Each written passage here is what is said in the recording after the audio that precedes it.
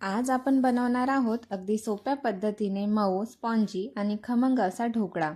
सकाळच्या नाश्त्याला किंवा सायंकाळी भूक लागली असेल तर एकदम झटपट होणारा नाश्ता म्हणजे ढोकळा। आजचा ढोकळा इतका मऊ आणि स्पॉन्जी होणार आहे ना की एकदा खाल्ल्यावर बाहेरचा ढोकळा तुम्ही विसरून जाल। सर्वात आधी एका भांड्यात 1 कप बेसन आणि 1 कप रवा घ्यायचा। रवा बारीक असेल तर अतिउत्तम। मेजरमेंट जो सांगितलेला आहे तोच घ्यायचा। एकदम परफेक्ट असा ढोकळा रेडी होईल।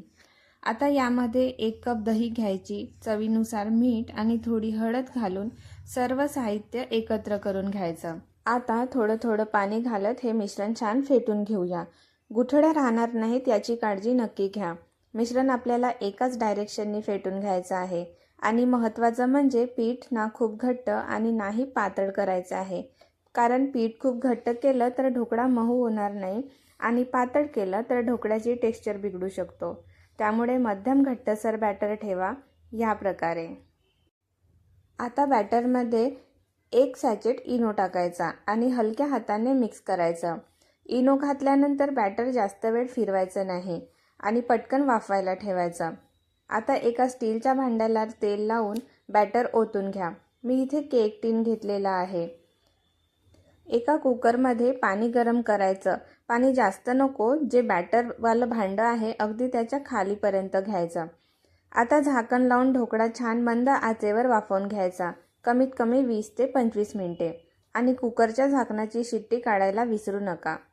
अर्धा तासात एकदम मस्त असा नाश्ता तयार होतो ना, आणि तोही एकदम हेल्दी आणि टेस्टी। 20 ते 25 मिनिटं झाल्यावर एक टूथपिक किंवा चाकूच्या सहाय्याने आपण चेक करूया। टूथपिक स्वच्छ बाहेर आलं म्हणजे ढोकळा मस्त शिजलेला आहे। आता हे थोडा थंड झाल्यावर आपण छानपैकी कट करून घेऊया। आता येते माझी आवडती गोष्ट, खमंग फोडणी। तडका पॅनमध्ये तेल गरम करून त्यात मोहरी, जिरे, हिरवी मिरची आणि कढीपत्ता घाला। ही फोडणी अशी तडतडली पाहिजे ना की शेजारच्या घरातूनही आवाज यायला हवा, आज काय बनतंय। ढोकळा अजून छान मऊ आणि रसाळ करण्याकरिता थोडं पाणी आणि साखर घालून उकळवून घेऊया। आता ही गरमागरम फोडणी ढोकळ्यावर सगळीकडे व्यवस्थित पसरवून घ्या। असा रसाळ ढोकळा तयार होतो की यासोबत चटणीची सुद्धा गरज नाही। रेसिपी आवडली असेल तर कमेंटमध्ये ढोकळा नक्की लिहा आणि सबस्क्राईब करायला विसरू नका। भेटूया नवीन रेसिपीसोबत।